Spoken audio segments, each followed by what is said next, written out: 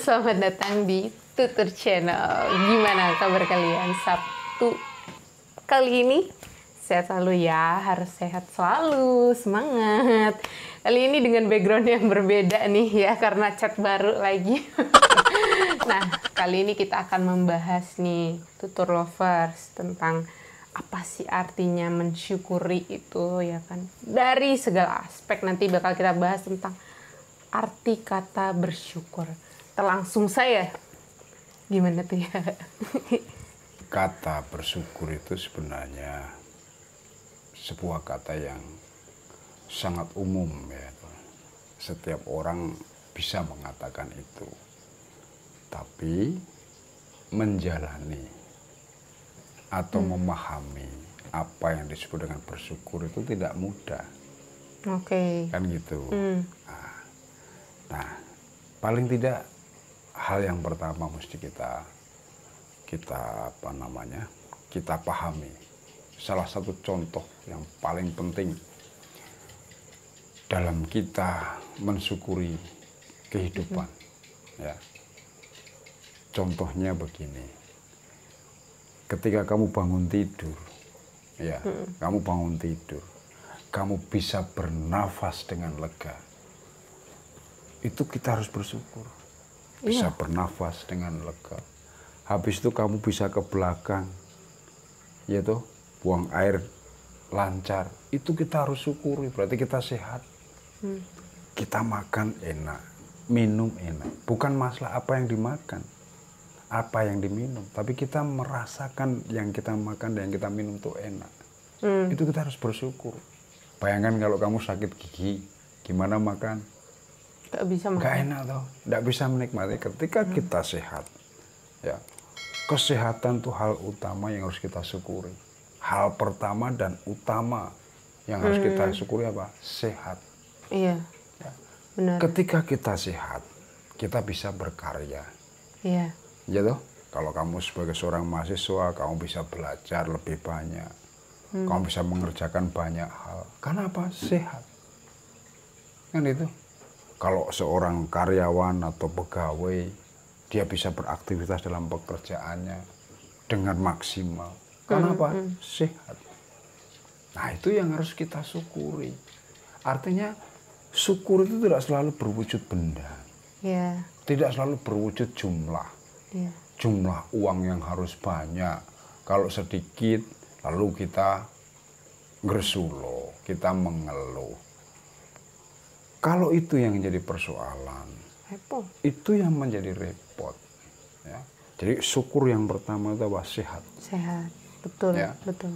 Kita diberi kesehatan, kita bersyukur. Setelah sehat apa? Kita bisa beraktivitas. Coba kamu bayangkan, ketika kamu melihat seorang buta, apa yang diharapkan dari seorang buta? Kebahagiaan apa yang diharapkan dari orang yang buta? Bisa melihat. Bisa melihat. Orang buta ketika dia diberi kemampuan untuk melihat, itu rasa syukurnya luar biasa. Apa yang kebahagiaan yang seperti apa yang dirasakan oleh orang yang lumpuh? Bisa jalan Bisa lagi. jalan. Iya. Bayangkan lihat orang berjalan ini tidak bisa jalan. Kita bisa berjalan, lihat orang lari, lihat jalan. Bayangkan. Ketika kita bisa melakukan semua hal, bisa melihat, bisa mendengar, ya toh, bisa ngomong, bisa jalan, itu semua hal yang harus kita syukuri. Iya, Jadi syukur itu tidak selalu berwujud material atau benda atau uang. Rasa syukur yang harus kita utamakan, pertama dan utama. Kalau dari Danin, mungkin teman-teman kan juga syukur itu tuh ada kan, aku tuh udah bersyukur kok, tapi itu sebenarnya sesungguhnya dia tuh belum bersyukur. Nah, syukur itu tuh rasa atau bukan? Loh iya, syukur itu rasa. Dengan bersyukur terhadap situasi apapun, itu akan memberikan ketenangan di dalam batin kita, dalam pikiran kita. Iya. Ketika kita mensyukuri apa yang ada, apa yang kita terima, ya, itu akan menenteramkan batin kita, menenteramkan pikiran kita. Iya, betul. Ya toh? Misalnya ada situasi seperti yang masih berlangsung sampai hari ini dengan adanya corona lah begitu. Itu kita masih tetap bisa beraktivitas, masih bisa berkarya. Itu harus kita syukuri meskipun situasi ini mungkin gitu banyak memberikan hambatan kepada aktivitas kita, tapi kita tetap harus mensyukuri karena pasti ada sesuatu di balik setiap peristiwa. Gitu loh. Itu yang penting. Kan waktu pas kita pembahasan yang waktu itu demo-demo itu kan ayah juga menyampaikan kalau ayah ini juga seorang pekerja gitu, seorang karyawan yang mana juga mungkin ya normal-normal aja untuk dari segi penghasilan. Nah ini ayah bisa sampaikan ke Dani, maksudnya ke Dani itu sebagai anak muda, terus juga teman-teman di luar sana, mungkin Bapak Ibu Om Tante yang sekiranya itu kita tuh tidak hanya berpatokan sama hal yang namanya materi gitu. Maksudnya tuh mensyukur itu bukan hanya dilihat dari yang seperti itu saja gitu. Jadi kita tuh terus selalu merasa kurang itu. Nah itu coba deh. Ya. Kalau uang itu adalah tujuan. Ya, seandainya uang itu adalah tujuan kita di dalam menjalani kehidupan itu hanya uang, kamu akan selalu kekurangan uang. Berapapun jumlah yang kamu dapatkan, kamu akan kekurangan. Karena yang kamu cari hanya uang. Gitu loh. Bukan berarti bahwa uang itu tidak penting. Uang itu penting. Ya. Uang itu bisa membeli hal-hal yang sifatnya material. Kita ini manusia hidup. Memerlukan sarana. Nah, sarana itu dibeli pakai apa? Pakai uang. Misalnya kita butuh makan nih, kan harus beli beras. Nah, membeli berasnya pakai apa? Pakai uang. Artinya apa? Bahwa uang diperlukan sebagai alat tukar. Ya. Cuman sekali lagi hanya bilang bahwa setiap kita itu punya kapasitas, kemampuan, potensi yang tidak sama. Kan gitu. Ya. Kalau kamu pangkatnya sebagai seorang pegawai biasa dengan penghasilan seperti itu, ya itu. Tapi bagaimana kita meningkatkan diri, kapasitas kita, memperbaiki potensi diri, gitu, mengembangkan kemampuan kita untuk menambah apa? Menambah misalnya mungkin kita bisa menghasilkan penghasilan yang dari sisi yang berbeda. Jangan jangan selalu ngresulo, mengeluh. Mengeluh itu tidak pernah menyelesaikan masalah. Itu mbok siapa saja tidak bisa. Jadi kalau kita suka mengeluh, kita selalu setiap ketemu cuman mengeluh, itu tidak akan pernah jernih, nggak akan pernah damai. Tapi setiap masalah kita hadapi, kita coba selesaikan. Kalau belum selesai ya kita sabar, kan gitu. Yang paling penting adalah kita harus selalu bersyukur terhadap segala situasi yang ada. Itu yang paling penting. Betul. Ya. Dan terutama kalau untuk pesan-pesan untuk anak-anak muda sekarang ini kan banyak seringkali itu konsumtif gitu kan. Nah, kalau misalnya udah itu ya bentuk rasa syukurnya yaitu mementingkan kebutuhan dulu daripada keinginan untuk maksudnya menahan gitu loh. Benar nggak kalau gitu?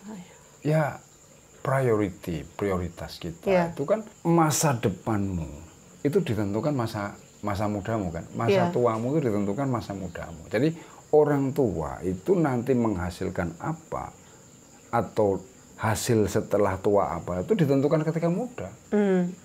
Nah kalau muda itu kita nggak bisa menata diri, ya toh, boros, ya toh, nggak pernah bisa menghemat, nggak bisa menabung. Ya gimana? Gitu. Tapi ini beda kalau Dani ya. Kalau Dani, karena Dani itu bukan menghemat, karena lebih nggak ada pemasukan buat uang jajan.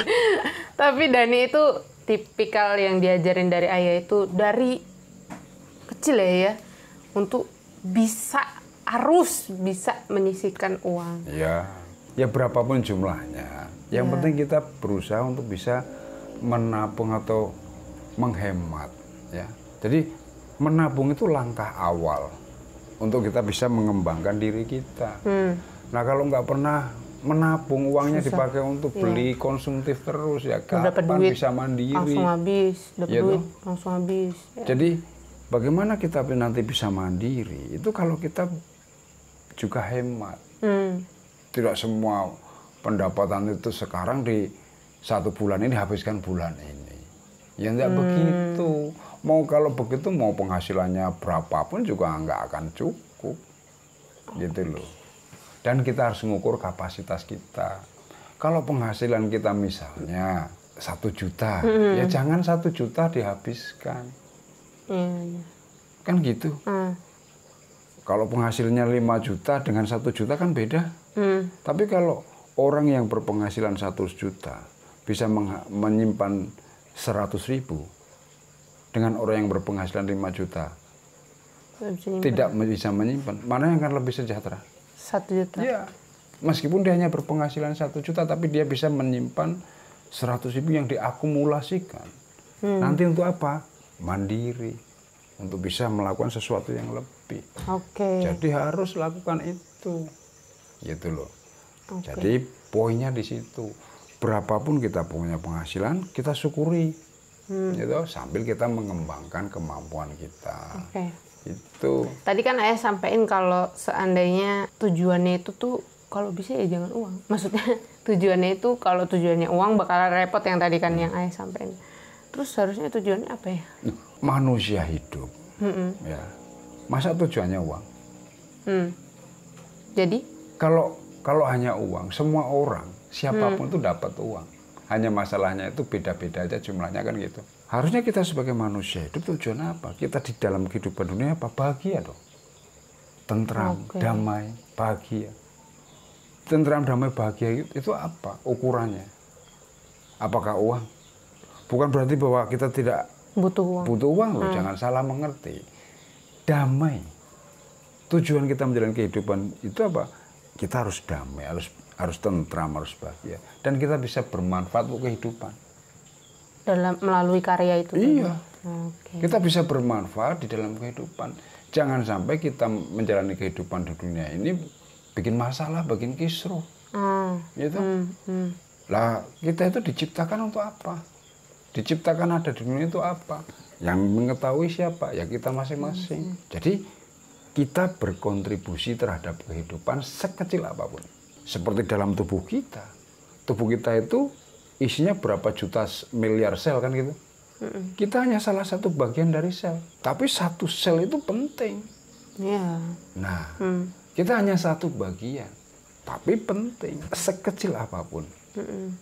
Manfaat yang kita bisa berikan kepada kehidupan itu kita lakukan. Itu tujuan kita sebagai manusia hidup di dunia ini ya apa? Berbuat sebaik mungkin sebagai manusia.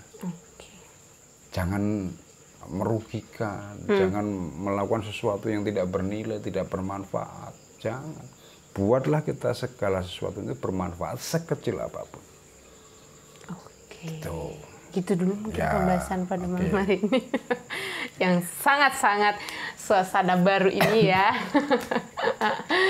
Nah, kalau kalian suka sama video kali ini, kalian bisa like di tombol di bawah, tombol like. Dan kalian komen sebanyak-banyaknya, ajak semua teman-teman yang mungkin masih ngerasa kurang bersyukur, insecure, atau lain sebagainya.